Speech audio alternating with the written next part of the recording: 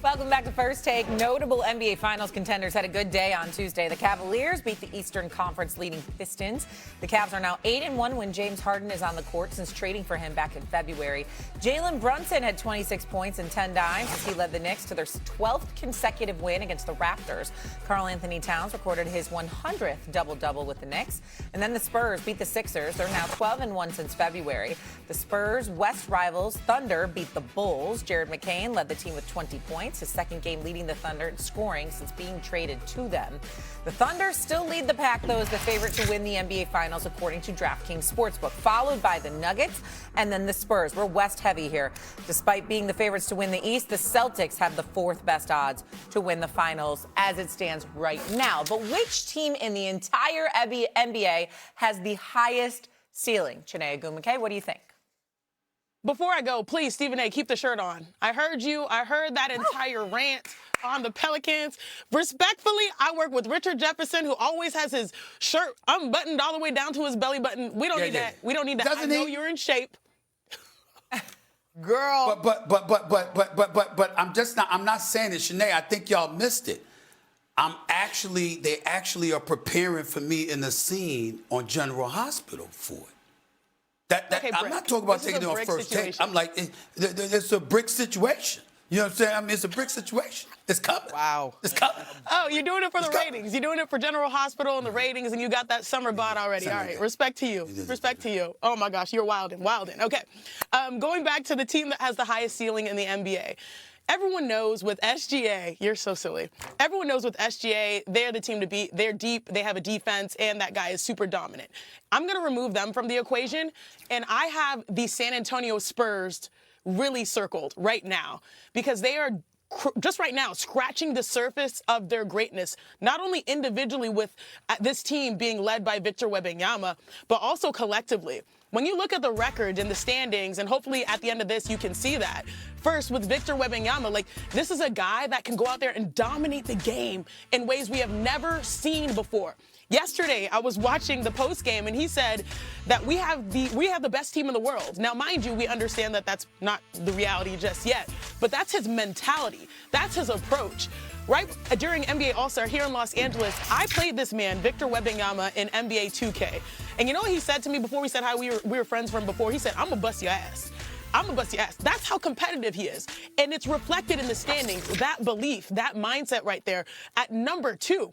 That's crazy. That was a huge jump from where the Spurs were a couple years ago, now having the best group of young talent in the NBA. And then on top of it, I think they're tough. They have Castle. They have the balance on the outside. They need to make more three-point shots to keep the floor open for Victor. But I'm looking at the San Antonio Spurs as a team that has beat the Oklahoma City Thunder 4 times. You never know what you're going to get, but you do have the talent to go the distance and the young legs. So that's the squad that I have my eyes on. Monica? Sister girl, the pink is the pink, the face. You're doing your thing, my girl. Yeah. Lip color, everything. But, okay, so are we all agreeing to take OKC out of this? Is that what we're doing? Please. Yes. Yeah, all you right. can do that. Well, in the spirit of the transitive property that my sis just brought up in terms of OKC being able to knock off San Antonio, surprise, surprise, I actually think when you really look at it in terms of the way the New York Knicks have played as of late, they should be in this conversation. This is a team whose defensive rating continues to climb. They're well into the top 10. SA, hear me out. This offense is prolific. Now, the problem is, and the reason why your face looked like that, is because we have seen this pendulum swing too hard, right? In terms of their lows are super low. But if that group, to me, can find a level of consistency, I get that Victor Wembanyama and the Spurs are a real threat. I agree with Sinead's take on that end. But when I look at the matchup of these two, this team potentially has what you need to guard on the perimeter when those guys are locked in, right?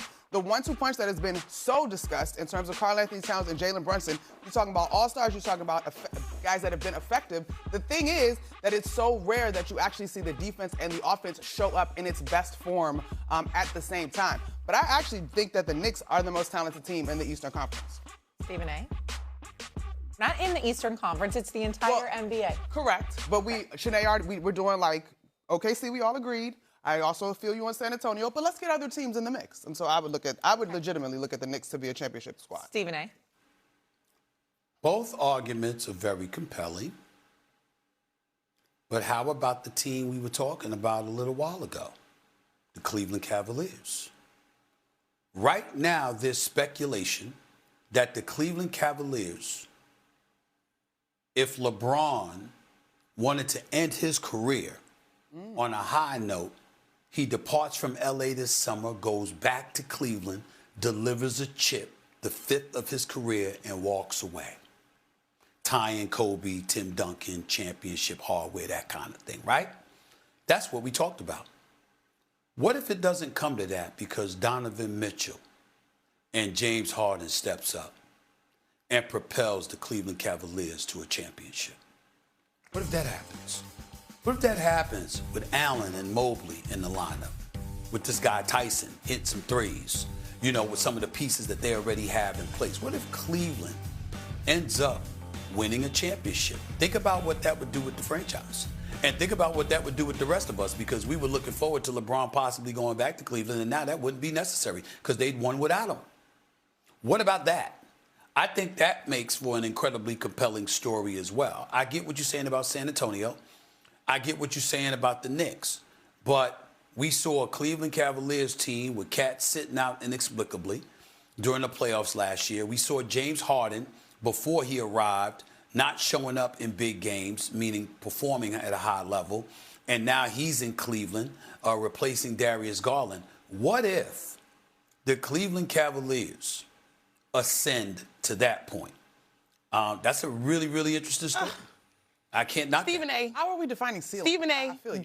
Just like your impeccably tailored suit today, you are giving stark contrast to the way that we started this show. Period. Because you were solo on the Cleveland Cavaliers to start. And now you're saying that they have the highest ceiling. Well, Time out. Time out. That's exactly falling in line. In other words, I'm low on them right now. So if they won the championship, how high can you go? Which team has the highest ceiling? I'm saying if they pulled that off based on what we just finished talking about, that would be an incredibly big thing. Yeah. My ceiling is predicated not just on this year potentially being a surprise team and challenging the contenders in the West, but also this San Antonio Spurs team is set up for years to come. Oh, wait, time out. They built it. Whoop, whistle. Yeah, Time out. How are we defining ceiling? The ceiling is the NBA championship. Of this season. Of this season. I thought Which the championship team could this win season. The championship? Who changed the narrative now? Yeah, I think I agree a little bit more with Stephen A. in terms of this season. I think the Spurs are very close to what they're going to be this year. I think they're close to what they're going to be this year. But I think those other two teams, we done seen some lows with them. Look, the way I define ceiling, maybe as the tallest person here, okay? The way I define ceiling is that plenty of room to surprise you, meaning this is a team that people come in with maybe a little bit lower expectation, but they can surprise you. And we've seen over the course of the regular season that this San Antonio Spurs team can surprise you.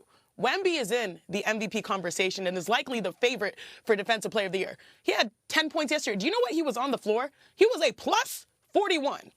Ooh. So I look at teams with a lot of room where they can grow and also surprise you. We already know that the Cleveland Cavaliers, they have the pieces to be contenders. We already know that the Cleveland Cavaliers, if they play to their potential, they can come out of the Eastern Conference and make it to an NBA Finals. To me, the room that San Antonio not only has to show how good they can be for now and also the year to come, that's what I was going by ceiling. No one's going to say the Celtics. Well, you're going by... No one's going to say the Celtics. So we only had to pick one, Shay. We only had to pick one. I can make an argument for a bunch, though. But I think that's a fair call-out on your part. I mean, the highest ceiling. They have the most unknown ceiling, too. We're talking about the championship this year. And with the reservations that we have, we watch Wemby be the generational talent that he is and affect and infect this league in ways that we haven't seen before, okay? So you got to pay attention to the Spurs. And plus, they beat OKC 4 out of 5 meetings. So you take all of that into consideration. With the Cleveland Cavaliers, we've been talking about Boston. We've been talking about New York. We've been talking about Detroit. We didn't really look at them and give them the level of consideration they may warrant because we know they haven't earned it yet. They got to do it in the postseason. If they did that and they made a run and they ended up winning the championship, I mean, that's a huge freaking deal compared to what we were thinking about them just days ago. But Shay might be right with Boston. Shay, you might actually be right. They can add an All-NBA player. They're already 2 at the East. They Like, make more you might be threes right, than the Shay. Thunder I don't right think we now. They define a out ceiling. rebound more Well, than the Thunder We right got now. ceiling all jacked up. We're not doing this right. I don't care. Come on now. Maybe not, but hey, Eminem, it's fluid. It's fluid. That's all it is. We're It's gonna okay. It's find okay. out. It's We're gonna okay. find out the With ceiling the for the Knicks Celtics tonight with the against- Celtics, Shay, here's the ceiling for them. If you won the championship, if Jason Tatum didn't come back, and you made a run and won the championship, that would be crazy. That would be crazy. That would exceed Detroit, New York, Cleveland, San Antonio, OKC. That would exceed everybody. If Jaylen Brown led this Boston Celtics team to an NBA championship, no Jason Tatum, no Kristaps Porzingis, no Drew Holiday, and you lead them to an NBA championship without Tatum? Oh, my Lord. Oh, my Lord. I mean, they don't get bigger than that. Well, Kada has entered the chat. So Don't get bigger than Kada and Jaylen Brown. Don't tell Joe Mazzulla. That's why, yeah. I'm just letting you know. All right, coming up on